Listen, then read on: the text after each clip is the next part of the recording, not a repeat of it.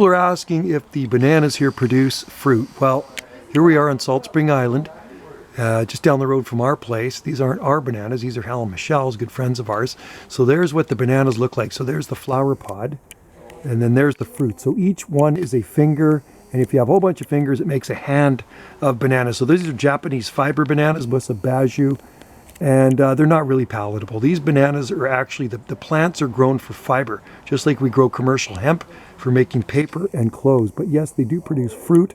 The flowers are edible. You can use them in a stir fry. That pod there, there's petals on them. So right there, the petals lift up, and underneath the petals there's flowers, and each flower produces a banana. So there is a bunch of bananas on Salt Spring Island. It is December. All right, we still haven't had any frost here at this end of the island. So no, you're not going to eat the bananas. You'd have to make tiny little banana splits, but they're pretty cool. It's more of a novelty conversation piece to grow bananas here in this climate.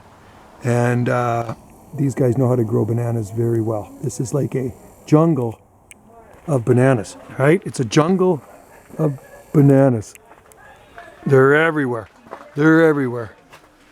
And man, if you want to get banana growing lessons, talk to Hal. He'll give you banana growing lessons for sure.